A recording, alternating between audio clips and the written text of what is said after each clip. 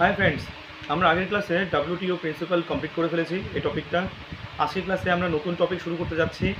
আর চলো আমরা বুঝে নিই ঠিক আজকের ক্লাসটাতে মানে আমরা কোন পরিস্থিতিতে অবস্থিত। যে আমরা পড়ছিলাম ইন্টারন্যাশনাল ইকোনমিক ইনস্টিটিউশনসের 6 number major topic world trade organization. তাকেও আবার আমরা বড় টপিক বলে আরও 8-9খানা টপিকে ভাগ করেছি। তার মধ্যে আমরা প্রথম 5টা টপিক শেষ করে ফেলেছি। আজকের টপিকটা হচ্ছে 6 নম্বর টপিক। আজকের টপিকটা হচ্ছে major world trade organisation agreements. তার মানে WTO আজ পর্যন্ত যেসব বড় বড় এগ্রিমেন্ট করেছে সেই সম্বন্ধে আমরা পড়তে যাচ্ছি। প্রথম এগ্রিমেন্ট হচ্ছে কি AOA বা এগ্রিমেন্ট অন এগ্রিকালচার, প্রথমটা। 2 number non agricultural market access. 3 number general agreement on trade in services.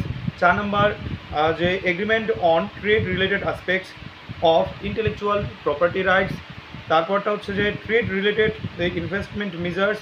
তারপর স্যানিটারি অ্যান্ড ফাইটোস্যানিটারি মেজার্স। আরেকবার বলছি, agreement on agriculture, non agricultural market access, general agreement on trade in services, agreement on trade related aspects of intellectual property rights, trade related investment measures আর sanitary and phytosanitary measures. এই 6 রকমের agreement আমরা পড়তে যাব, ঠিক আছে? আচ্ছা, তার মধ্যে প্রথম এবং ইম্পর্টেন্ট, অনেক বেশি ইম্পর্টেন্ট টপিক হচ্ছে যে এগ্রিমেন্ট অন এগ্রিকালচার। আজকের ক্লাসটাতে আমি চেষ্টা করব মেজর অংশটাই আমি আলোচনা করব এগ্রিমেন্ট অন এগ্রিকালচার থেকে। এবার এই এগ্রিমেন্টের মধ্যে আমরা কি কি পড়তে যাচ্ছি। প্রথম কথা হচ্ছে কি, এই এগ্রিমেন্টের পিলার কি, কোন কোন বেসিসে, কোন কোন তত্ত্বের উপর ভিত্তি করে হচ্ছে মানে কি এই এগ্রিমেন্টটা হয়েছে। 2 নম্বর মানে এর উদ্দেশ্য কি, মানে অন্তর্নিহিত উদ্দেশ্যটা কি, আর ভারতে এই এগ্রিমেন্ট অন এগ্রিকালচারের ইম্প্যাক্ট কী কী পড়বো। 3টা জিনিস পড়বো। যে এগ্রিমেন্ট অন এগ্রিকালচারের বিভিন্ন রকমের পিলার কী কী, কিসের কোন থিওরির উপর বেসিসে আছে। 2 নম্বর কি, যে এর প্রভাব কী কী হতে পারে, হ্যাঁ, সাধারণ জীবনযাপনে পৃথিবীর মানুষদের বা ব্যবসায়ীদের। আর 3 নম্বর কি, ভারতে এর ইম্প্যাক্ট বা প্রভাব কী আছে। তো প্রথমে আমরা আসছি যে এগ্রিমেন্ট অন এগ্রিকালচারের যে বেসিক পিলার, মানে কিসের উপর ভিত্তি করে এই এগ্রিমেন্ট করা হলো, কোন কোন নীতি আছে এর পিছনে সেটা দেখি আমরা, বা নিয়ম কী কী আছে। প্রথম কি, গ্রিন বক্স, ব্লু বক্স আর হচ্ছে অ্যাম্বার বক্স। আচ্ছা, গ্রিন বক্স কী জিনিস? এগ্রিকালচারাল যা হচ্ছে কি মানে ইনভেস্টমেন্ট হয় তার মধ্যে অনেকগুলো ইম্পর্টেন্ট ইনভেস্টমেন্টের মধ্যে একটা হলো রিসার্চ অ্যান্ড ডেভেলপমেন্ট। আজকে এই প্রজাতির মানে ধান, ওই প্রজাতির ধান, এটা উচ্চ ফলনশীল ধান, তো ওটা হচ্ছে কি টেস্টি ধান, হ্যাঁ, মানে মানে টেস্টি চালের হচ্ছে ধান। এই সব কিছু কিন্তু যে নতুন নতুন মানে রিসার্চ করার দরকার পড়ে। তো মানে একটা গভর্নমেন্ট যত খুশি সেখানে ইনভেস্ট করতে পারে। তো ইনভেস্টমেন্টে কোনো রেস্ট্রিকশন নেই। তুমি যত খুশি তোমার দেশে যত বেশি রিসার্চ সেন্টার তুমি খুলতে পারো এই ধান মানে কি বা এগ্রিকালচারাল মানে কি যে ফসলের জন্য। তো এগুলো যেহেতু এখানে সাবসিডি, গভর্নমেন্ট চাইলে সে প্রাইভেট কোম্পানিও করতে পারে, সে আবার গভর্নমেন্টও করতে পারে। তো এখানে গভর্নমেন্টও যদি করতে চায় আনলিমিটেডভাবে যত খুশি করতে পারো, কোনো প্রবলেম নেই। কারণ কি, এই ধরনের রিসার্চ ইনস্টিটিউটের ক্ষেত্রে কিন্তু কোনো ট্রেডিং হয় না। তার মানে কী বলছি, যে কোনো ট্রেডিং হয় না। কেন? এগ্রিমেন্টের কী দরকার ছিল? গভর্নমেন্ট সাবসিডি দিলে কী প্রবলেম হয়? হ্যাঁ, প্রবলেম হয়। ধরো তুমি মানে এই দেশে ইন্ডিয়াতে প্রচুর তুমি সাবসিডি দিয়ে ফেলেছ। এবার বাংলাদেশি গভর্নমেন্ট কিন্তু খুব একটা বেশি দিতে পারছে না, ওর কাছে টাকা নেই। তখন কী হবে, ওখানকার যে মানে কৃষকদের সেই ফসল ফলাতে অনেক বেশি পয়সা খরচা হবে, আর ইন্ডিয়াতে কম হবে। তো এর জন্য ইন্ডিয়া থেকে প্রচুর, এখন আমরা দেখতে পাই ইন্ডিয়া থেকে প্রচুর ধান কিন্তু ওই দেশে কিন্তু মানে ট্রেড হচ্ছে, ওই দেশে চলে যাচ্ছে। তাতে কি ওই দেশের কৃষকরা কিন্তু একটা ক্ষতিগ্রস্ত হওয়ারই চান্স থাকে, বা ইন্ডাস্ট্রিয়ালিস্টদের ক্ষতির মুখে পড়তে হতে পারে। তো এর জন্যই যে যদি কেউ মানে কি যে ওয়ার্ল্ড ট্রেড অর্গানাইজেশনের যদি মেম্বার হয়ে থাকে এবং সেই গভর্নমেন্ট যদি সেই প্রোডাকশনের উপর বিরাট পরিমাণ সাবসিডি দেয়, তাহলে কিন্তু ইন্টারন্যাশনাল ট্রেডের সময় ইম্পোর্ট এক্সপোর্টের ক্ষেত্রে কিন্তু ঝামেলা বাঁচতে পারে, ঠিক আছে। তো আর যদি করেও ফেলে, সাবসিডি দিয়েও ফেলে, তবে সেটা কিন্তু ইন্ডিয়ার মধ্যে রাখতে হবে। তবে হ্যাঁ, আবার এটাও প্রবলেম, যদি সেই একই প্রোডাক্টটা ইউএস থেকে যদি বা অন্য কোনো দেশ থেকে যারা কিনা WTOর মেম্বার, তারা যদি এখানে ট্রেডিং করে থাকে, তাহলে তারা কিন্তু অবজেকশন দিতেই পারে যে ইন্ডিয়া বা হচ্ছে মানে ইন্ডিয়ার মতো কান্ট্রি কিন্তু সেখানে প্রচুর সাবসিডি দিচ্ছে, এখানে ব্যবসা করা যাবে না। আর এটা হচ্ছে কি WTOর যে এগ্রিমেন্ট, এই এগ্রিমেন্ট সেটাকে ভায়োলেট করছে, তাই না? তো ওরা তো পয়সা খরচা করে তো ইন্ডিয়াতে মানে কি ট্রেডিং করতে আসছে, তাই না? তো তাদের রাইটও কিন্তু রাখতে হয়। তো এই ক্ষেত্রে যেহেতু যে বিভিন্ন রকমের রিসার্চ অ্যান্ড ডেভেলপমেন্ট সেক্টর, এগুলো ট্রেডিংয়ের আন্ডারে পড়ে না, এডুকেশন, এগ্রিকালচার নিয়ে পড়াশোনা করানো, তো এগুলো যেহেতু ট্রেডিংয়ের আন্ডারে পড়ে না, তো গভর্নমেন্ট চাইলে যত খুশি সেখানে সাবসিডি দিক, কোনো কিছু যায় আসে না কারণ, ঠিক আছে? তো যেহেতু এখানে কোনো ট্রেডিংয়ের কোনো লিমিট নেই, সাবসিডির কোনো লিমিট নেই, তো এই জন্য এইসব সেক্টরকে রাখা হয় হচ্ছে গ্রিন বক্সে।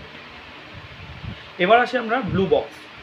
ওকে, তুমি হচ্ছে সমস্ত কিছু হচ্ছে কি মানে এডুকেশনাল ইনফ্রাস্ট্রাকচার রাখলে, রিসার্চ সেন্টার তৈরি করলে, ডেভেলপমেন্ট করলে তুমি, তো এবার তোমাকে তো ফসলটাকে উৎপন্ন করতে হবে। ধরো আমি ফসল টসল তো সব কিছু ফলিয়ে ফেলে যায়, এবার আমি দরিদ্র কৃষক, হ্যাঁ, আর সেটা কার আন্ডারে আছে? ডেভেলপিং কান্ট্রির মধ্যে আছে, ডেভেলপড নেশনের মধ্যে না, কিন্তু এটা ডেভেলপিং কান্ট্রির মধ্যে আছে। তার মানে মানে বাইরের যে যখন হচ্ছে কি ডেভেলপড কান্ট্রির কোনো একজন ইন্ডাস্ট্রিয়ালিস্ট বা ট্রেডার ইন্ডিয়াতে ট্রেডিং করবে, তখন কিন্তু একটা চান্স রয়েই যায় যে ডেভেলপড কান্ট্রির টেকনোলজি সাহায্যের জন্য আমাদের দেশের, আমাদের মতো যে গরিব কৃষকের কিন্তু একটা ঝামেলা মানে লোকসান হতেই পারে, তাই না? তো সেই ক্ষেত্রে যে যাতে কোনো প্রবলেম না হয়, তো WTOর এগ্রিমেন্টে কিন্তু এইসব কিছু তুলে ধরা আছে। আর আমরা সেখানে কিন্তু অলরেডি পড়ে ফেলেছি জেনারেলাইজড সিস্টেম অফ প্রেফারেন্স। তো জরুরি নেই যে এখন থেকেই সেই WTOর এগ্রিমেন্টের প্রত্যেকটা নীতি, নিয়ম নীতি আমাদেরকে পুঙ্খানুপুঙ্খভাবে হচ্ছে মেনে চলতে হবে। তো সেই জন্য যাতে গরিব কৃষকদের জন্য যদি কোনো প্রবলেম যাতে না হয়, তাদের আমরা মাঝে মধ্যেই শুনি মধ্যপ্রদেশ, উত্তরপ্রদেশের প্রচুর কৃষকরা মানে খরার কারণে কিন্তু একটার পর একটা সুইসাইড করতে দেখা গেছে। এইটা একটা খুবই হৃদয় বিদারক একটা ঘটনা। হ্যাঁ, এরকম ঘটনা যাতে না ঘটে, তো WTOর সঙ্গে কিন্তু এগ্রিমেন্টে আসা হয়েছে যে এইসব ঘটনাগুলোকে যাতে না ঘটে, তার জন্যে একটা লিমিট পর্যন্ত যাদের জমি আছে তারা যদি কৃষিকাজ করে, তাদের ক্ষেত্রে মানে কি যত খুশি তুমি সাবসিডি দিতে পারো। একটা গভর্নমেন্ট প্রোডাকশন থেকে শুরু করে সব কিছু সে মানে কি সাবসিডি দিয়ে থাকতে পারে, তাতে কোনো বাধা নিষেধ নেই সেখানে। কিন্তু একটা লিমিটের উপর যদি বেশি চলে যায়, তখন কি হবে? তখন কিন্তু সাবসিডি, গভর্নমেন্ট সাবসিডি কিন্তু চলবে না। কারণ কি, সেটা WTOর নীতি বিরুদ্ধ, ট্রেডিংয়ের কিন্তু নীতি বিরুদ্ধ। তো সেই একটা ব্লু বক্স হচ্ছে কি যে প্রোডাকশনকে লিমিট করছে। প্রোডাকশনকে লিমিট করছে ইন দ্য সেন্স মানে কি, তুমি যত খুশি করতে পারো, সেখানে তোমার সাবসিডি দেওয়া যাবে না। কিন্তু একটা লিমিট পর্যন্ত প্রোডাকশন করলে তবেই তুমি সাবসিডি পাবে, আদারওয়াইজ তুমি পাবে না। এর জন্য এই ধরনের সেক্টরগুলোকে বলা হয় মানে কি, বা এই ধরনের প্রোডাকশন লিমিট যখন দেওয়া আছে, এই ধরনের সিচুয়েশনগুলোকে রাখা হয়েছে ব্লু বক্সে, ঠিক আছে? তাহলে গ্রিন বক্সে কি research and development and education পারপাসের জন্য দেওয়া হয়, 100% সাবসিডি সেখানে দিতে পারে। তো ব্লু বক্সে কি হচ্ছে, গভর্নমেন্ট একটা পার্টিকুলার লিমিট পর্যন্ত, প্রোডাকশন লিমিট পর্যন্ত গভর্নমেন্ট চাইলে ইনফাইনাইট সাবসিডি দিতে পারে বা অসীম সাবসিডি দিতে পারে, কিন্তু সেই লিমিটের থেকে বেশি হয়ে গেলে সেখানে কিন্তু সাবসিডি অ্যালাউ নয়। ওকে, এবার আসি আমরা অ্যাম্বার বক্স। সেখানে কি অবস্থা আছে? ধরলাম যে অ্যাম্বার বক্সে যে মানে কি, তুমি প্রচুর ধনী একজন মানুষ, হ্যাঁ, তুমি ইন্ডাস্ট্রিয়ালিস্ট, তুমি মানে কি বলবো, 100-200-300 একর জমির উপর তুমি হচ্ছে কি ধান চাষ করছো বা আলু চাষ করছো, এসব তুমি করছো। এবার ইন্ডিয়াতে কিন্তু যে ইরিগেশন ক্যানাল হয়, মানে সেক্ষেত্রে কিন্তু জল কিন্তু মুক্তভাবে দেওয়া হয়, সেখানে কিন্তু পয়সা কিন্তু খুব একটা বেশি চার্জ নেওয়া হয় না। তো জায়গা বিশেষে করতে পারে, কিন্তু আমি আমার এদিকে পার্শ্ববর্তী এলাকাতে আমি কখনো ইরিগেশনের জন্য, ইরিগেশন ক্যানালের জন্য কৃষকদের কাছ থেকে আলাদা করে যে পয়সা নেওয়া, সেটা কিন্তু আমি দেখিনি।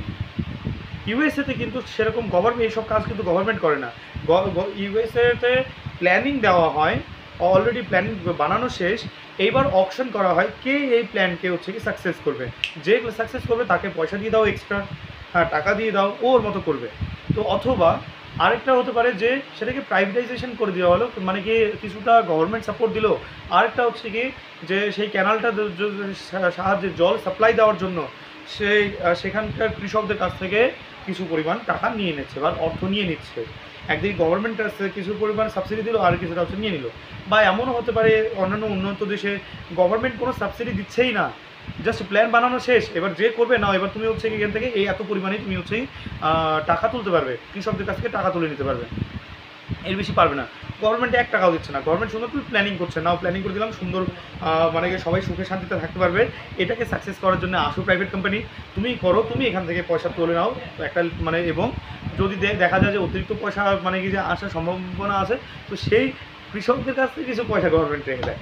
তো এই ক্ষেত্রে কিন্তু ওখানকার জিনিসের দামপত্র বেড়ে যেতে পারে, যেটার ফলে ইন্ডিয়ান যেসব মানে ট্রেডার আছে তাদের তুলনায় ওখানে কিন্তু ট্রেডারদের পয়সা বেশি লাগছে। হ্যাঁ, তো এই সব ক্ষেত্রে তাহলে তো হচ্ছে কি এখান থেকে ইউএসএতেই শুধুমাত্র এক্সপোর্ট হবে, ইম্পোর্টার তো হবে না, তাহলে কি ইউএসএ ক্ষতিগ্রস্ত হবে, ইউএসএ ট্রেডাররা বা কৃষকরা।